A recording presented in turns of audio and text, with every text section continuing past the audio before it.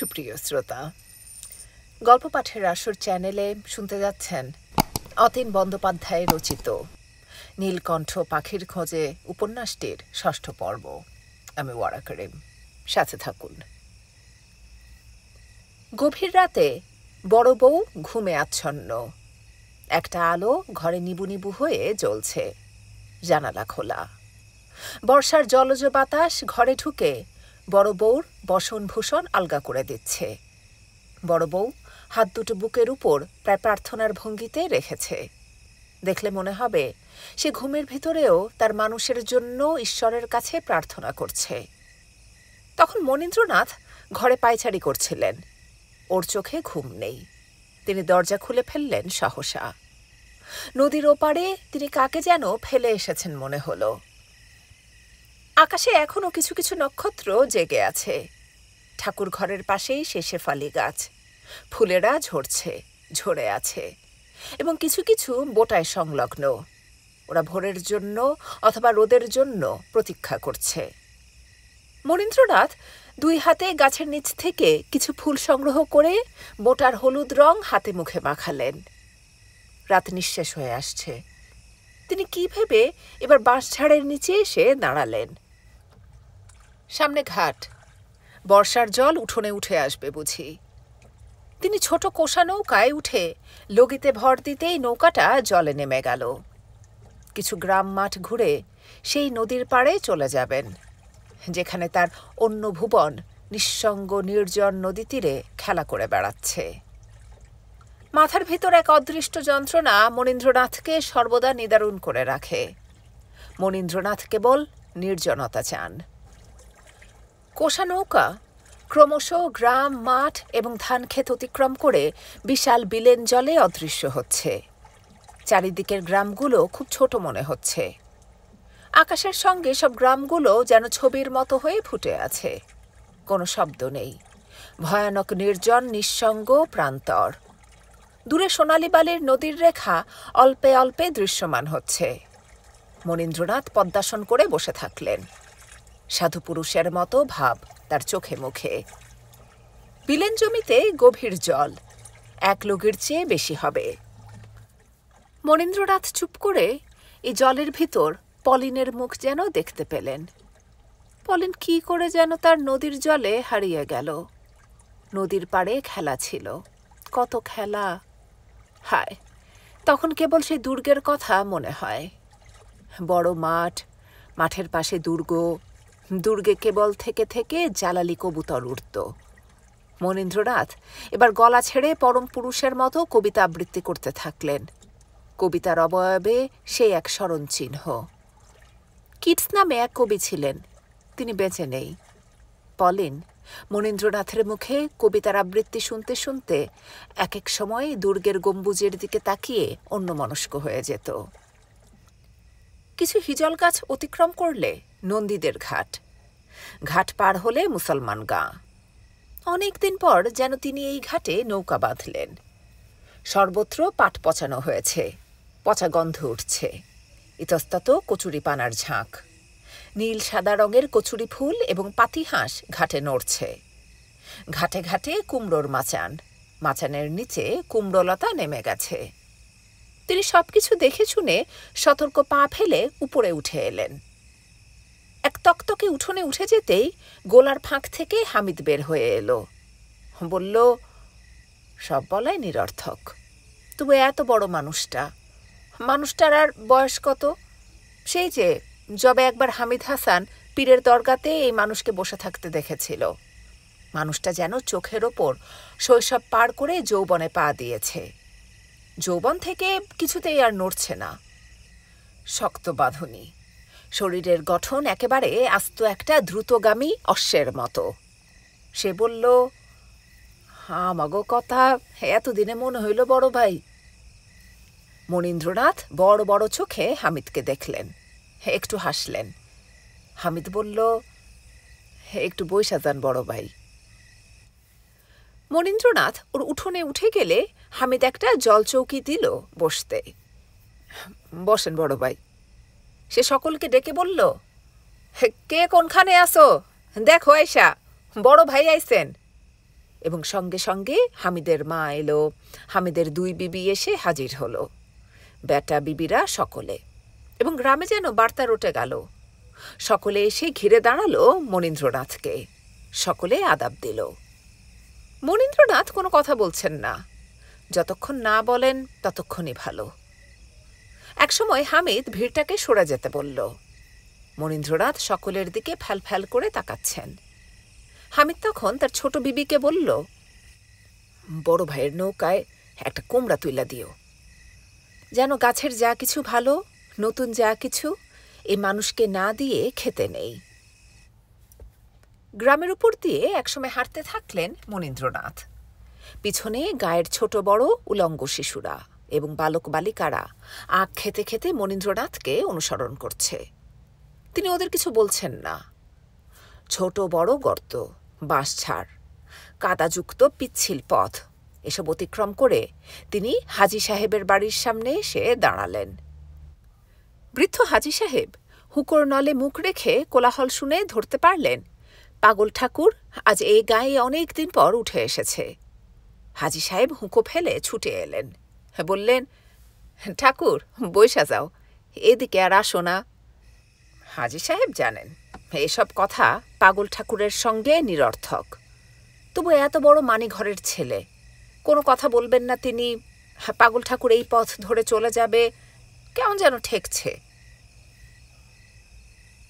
মনীন্দ্রনাথ এখানে বসলেন না, কয়েকবার চোখ তুলে হাজী সাহেবকে দেখলেন, তারপর সেই এক উচ্চারণ, গ্যাচ্চরত শালা। হাজী সাহেব হাসলেন এবং চাকরকে ডেকে বললেন, পাগল ঠাকুরের নৌকায় 2 ফানা সবরি কলা রেখে আসবি। হাজী সাহেব মনীন্দ্রনাথকে উদ্দেশ্য করে যেন বলতে চাইলেন, ঠাকুর কলাগুলি নিয়ে যাও, পাকলে খাইও, গাছের কলা, তোমারে না দিয়া খাইলে মনটা খুঁতখুত করব। তারপর হাজী সাহেব আল্লাহর কাছে যেন নালিশের ভঙ্গিতে বলতে থাকলেন, বুড়া কর্তার কপালে এই আসিল খোদা। বর্ষাকাল, ঘন ঘন বৃষ্টি হচ্ছিল বলে পথ ভয়ানক কর্দমাক্ত, কোথাও হাঁটু পর্যন্ত ডুবে যাচ্ছে। সুতরাং মনীন্দ্রনাথের কষ্ট হচ্ছিল হাঁটতে। পথের দুপাশে আবর্জনা, মলমূত্রের দুর্গন্ধ। মনীন্দ্রনাথ এসবের কিছুই টের করতে পারছেন না। গ্রামের মুসলমান বিবিরা পাগল ঠাকুরকে দেখে পলকে ঘরে নিজেদের আড়াল করে দিচ্ছে। ওরা বড় নিঃস্ব, সুতরাং শরীরে পর্যাপ্ত আবরণ নেই। পুরুষেরা এখন প্রায় সকলেই মাঠে অথবা অন্যত্র পাট কাটতে গেছে, ওরা বিকেলে ফিরবে। মনীন্দ্রনাথ গ্রামটাকে চক্কর মেরে ফের ঘাটে এসে বসলেন নৌকায়। তারপর উদ্যোগী পুরুষের মতো সংগৃহীত বস্তু সকলকে একপাশে সাজিয়ে রেখে নৌকা বাইতে থাকলেন বর্ষার জলে। ঘাটে উলঙ্গ শিশুরা, বালক বালিকারা পাগল ঠাকুরকে দুঃখের সঙ্গে যেন বিদায় জানালো। আর এই সময় তিনি মনে করতে পারলেন বড় বউ অপেক্ষা করে থাকবে, এবং বড় বউর জন্য মনটা কেমন করে উঠছে।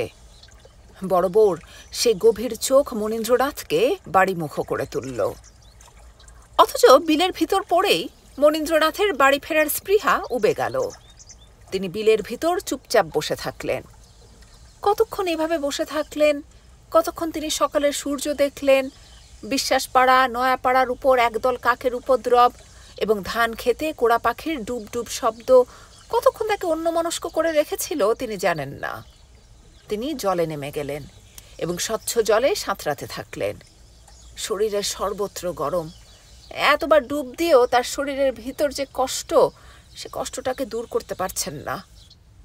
এই নির্জন বিলে এসে চুপচাপ বসে থেকে তিনি কতবার ভেবেছেন অপরিচিত সব শব্দ অথবা অশ্লীল উচ্চারণ থেকে বিরত হবেন, কিন্তু পারছেন না। সব কেমন ক্রমশ ভুল হয়ে যাচ্ছে, সব কেমন স্মৃতির অতলে নিক্ষিপ্ত হচ্ছে।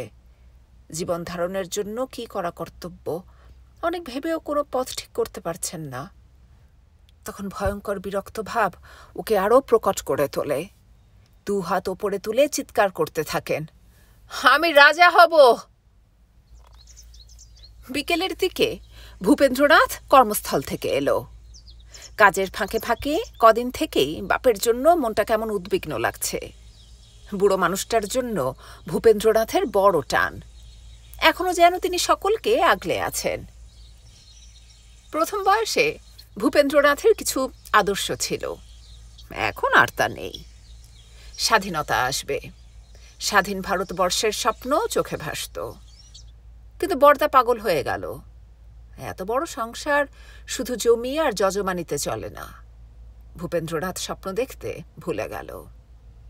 বুড়ো মানুষটার জন্য, এত বড় সংসারের জন্য সে পায়ে হেঁটে নতুন ধানের ছড়া আনতে চলে গেল। সংসারে তার জীবন প্রায় এক উৎসর্গীকৃত প্রাণ যেন।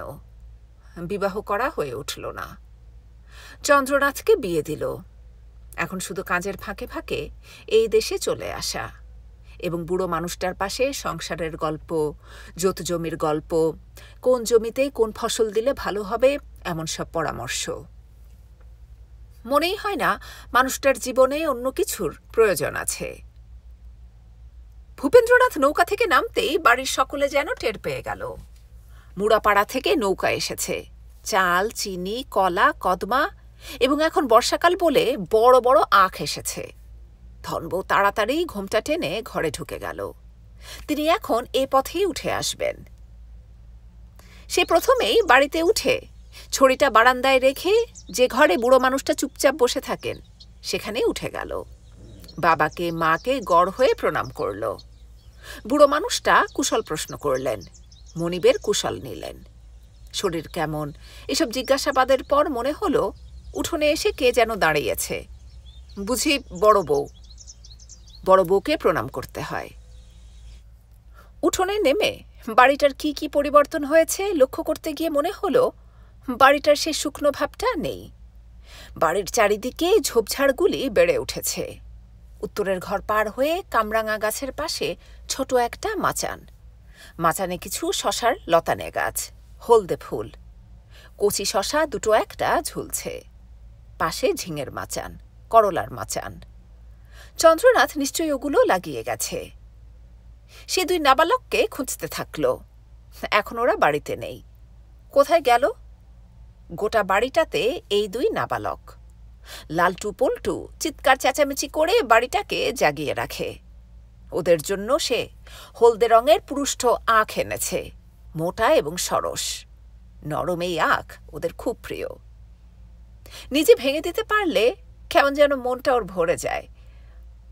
ওরা গেল কই? এমন একটা প্রশ্ন মনে আসলো। সেই দুই বালক তখন ছুটছিল। মেজ কাকা এসেছে, পল্টুর মেজ কাকা, লালটুর মেজ জ্যাঠামশাই। ওরা গ্রামের ওপর দিয়ে ছুটছে। ওরা খবর পেয়ে গেছে মুড়াপাড়া থেকে নৌকা এসেছে। নৌকা আসা মানে ওদের জন্য আখ এসেছে, কমলার দিনে কমলা, তিলা কদমার দিনে তিলা কদমা, অথবা আম জাম জামরুলের দিনে নানা রকমের ফল। ওরা এসে দেখল আলিমুদ্দে মাথায় করে সব চাল ডাল তেল অথবা করলা ঝিঙে নামাচ্ছে। একটা বড় মাছ এনেছেন, সেটা গলুইয়ের নিচে। লালটু পল্টু দুজনে মাছটাকে টেনে তুলে আনছে। প্রায় যেন এখন একটা উৎসবের মতো বাড়ি। কেবল বড় বউ বিষণ্ণ চোখে চারিদিকে কাকে যেন সারাদিন থেকে খুঁজছে।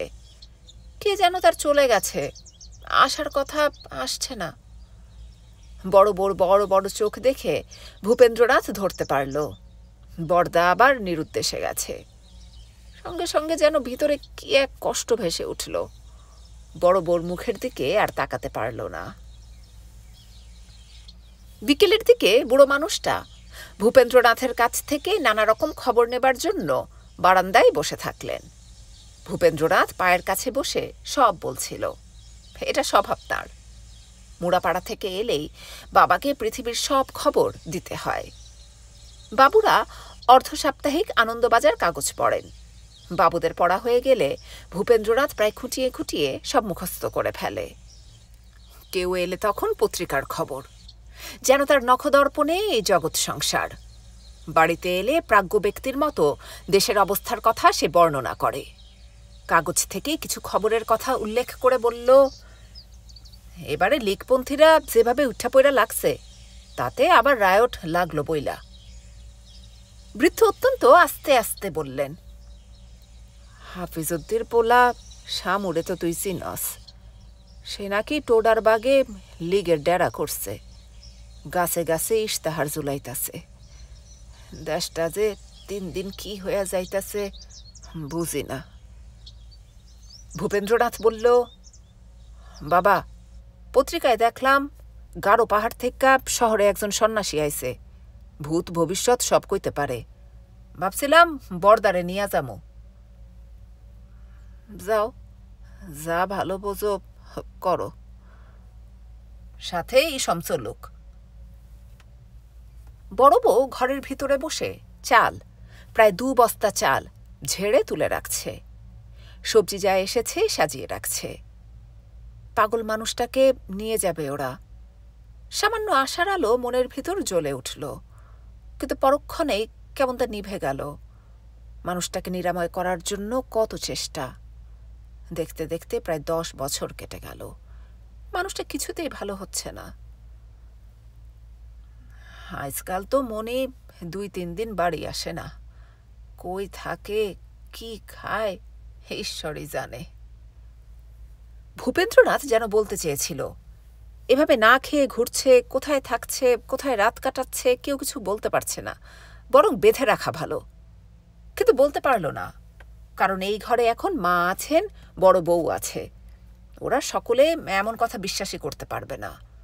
তাহলে যেন বাবা যে 2 দিন আরও বাঁচতেন, তাও বাঁচবেন না। সুতরাং সে অন্য কথা বলল, সোনারে আনেন দেখি, দেখতে কেমন হইল দেখি। বড় বউ সোনাকে কোলে দিলে কেমন তাজ্জব হয়ে গেল সে। একেবারে বরদার মুখ পেয়েছে। কাঁধে করে বাড়িতে চলে এলো। সোনা যেমন অ আ ত ত করে কথা বলে তেমনি কথা বলছিল। অপরিচিত মানুষ দেখে সে এতটুকু কাঁদেনি, বরং মাঝে মাঝে কুটুস কুটুস দাঁতে কামড়াচ্ছিল। সোনার 2 ছোট ছোট ইঁদুরের মতো দাঁত উঠেছে। পোলা, তোমার অসুখ হইব দেখতাছি, বলে দাঁতে 2 টোকা দিল, যেন এই শিশুকে দাঁতে আঘাত করে ওর কঠিন অসুখ থেকে রক্ষা করছে ভূপেন্দ্রনাথ। সোনা ভয়ঙ্করভাবে কেঁদে উঠতেই পাশের বাড়ির দীনবন্ধু পিছন থেকে ডাকল, মাইসা ভাই, ঢাকায় নাকি এবার রায়ত লাগবো শুনছি। তা লাগতে পারে। কেরা জিতবো মনে হয়? কি কইরা কই, হার জিতের কি আছে ক? কি দুর্ধর্ষ দেখেন, দুধের পোলা, হালার হালা, কোনো কথা নাই বার্তা নাই, চাকু চালায়। তুই দেখছিস নাকি? তা দেখবো না কেন? মালতীর বিয়ার সময় একবার ঢাকা শহরে গেছিলাম, ঘুইরা ফিরা শহরটা দেখলাম। হেলাহি কাণ্ড না? রমনার মাঠে গেলাম, সদরঘাটের কামান দেখলাম। সন্ধ্যার পর ধনবউ পশ্চিমের ঘরে হ্যারিকেন জেলে রেখে গেল। হাত পা ধোয়ার জল রেখে গেল। একটা জল চৌকি, ঘটি এবং গামছা রেখে দিল। সে হাত পা ধুয়ে ঘরে ঢুকে যাবে, আর বের হবে না। কারণ গ্রামে খবরটা রটে গেছে, মুড়াপাড়া থেকে মাইজাকর্তা এসেছে। বিশ্বের খবর তার জানা আছে। গ্রামের পাল বাড়ি থেকে মাঝি বাড়ি, অথবা চন্দদের বাড়ি থেকে প্রৌঢ়গণ হাতে লাঠি এবং লণ্ঠন নিয়ে খড়ম পায়ে ঠাকুর বাড়ি এসে ডাকল, ভূপেন আছো? মাইজাকর্তা আছেন? ভূপেন্দ্রনাথ তখন হয়তো তক্তপোষে বসে ঈশ্বরের নাম নিচ্ছিল, অথবা ইসমের কুশল বার্তা। তখন সে 1-2 করে খড়মের শব্দ শুনতে পেল। গ্রামের বয়স্ক মানুষেরা এখন এসে ভিড় করবে, আড্ডা দেবে এবং পত্রিকার খবর নেবে।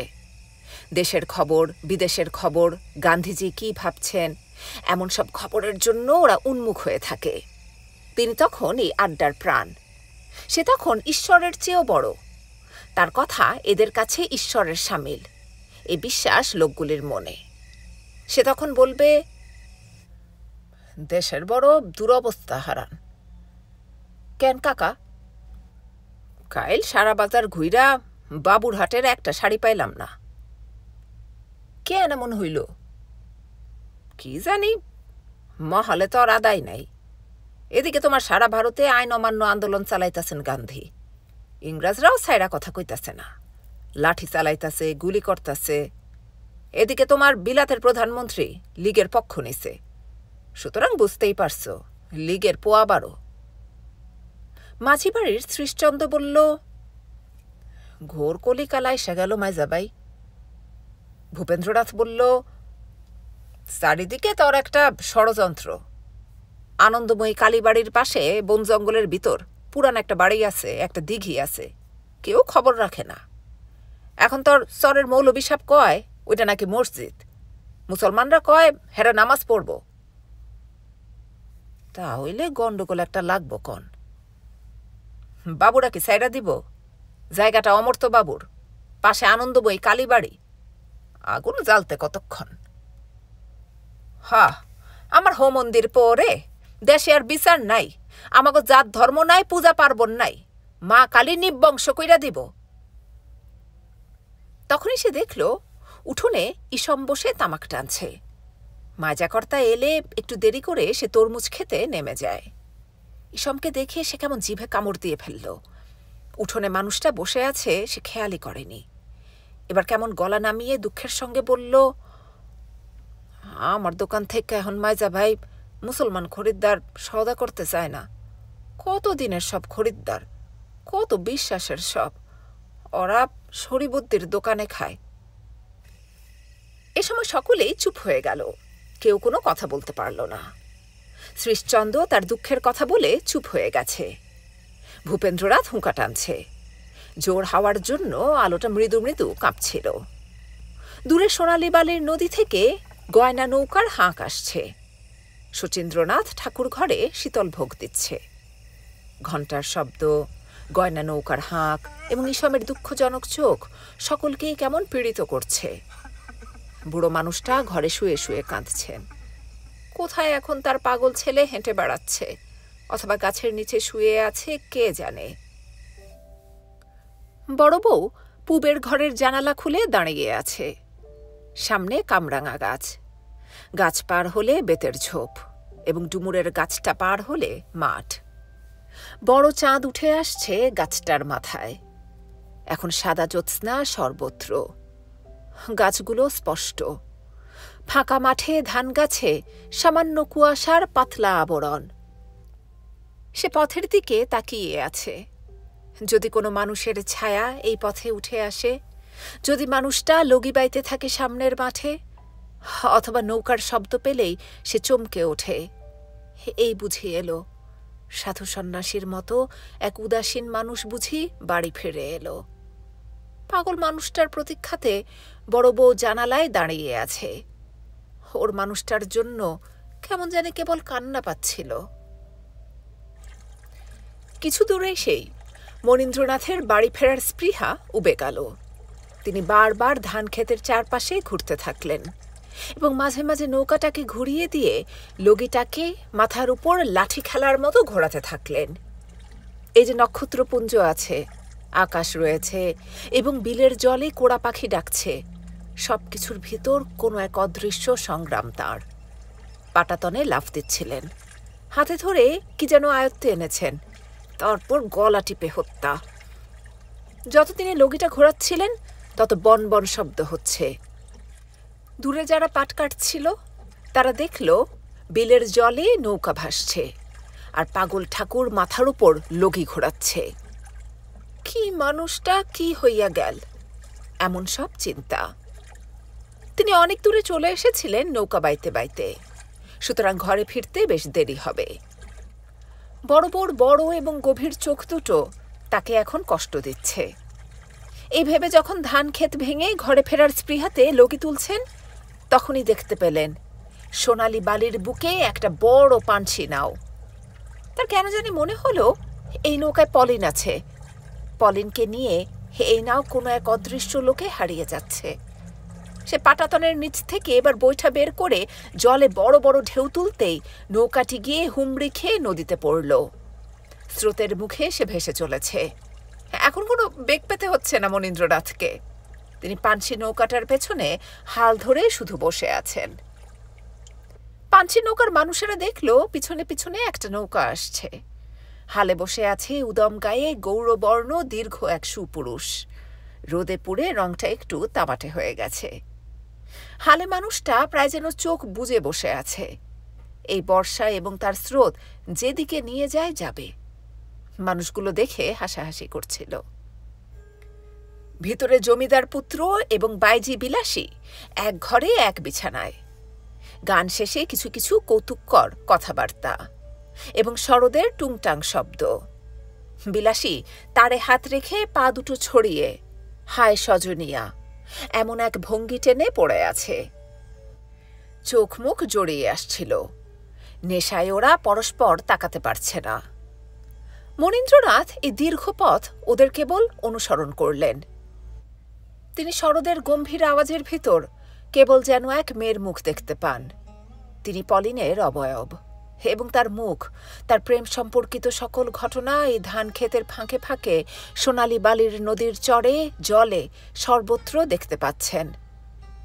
অথচ একসময় আবার সবই কেমন গুলিয়ে গেল। কেন এত দীর্ঘ পথ পানসি নৌকার পিছনে পিছনে ছুটে আসছেন, কোন পথ ধরে ঘরে ফিরতে হবে সব যেন ভুলে গেলেন। তিনি আবার নদী থেকে চরে উঠে আসার জন্য নৌকার মুখ ফেরালেন।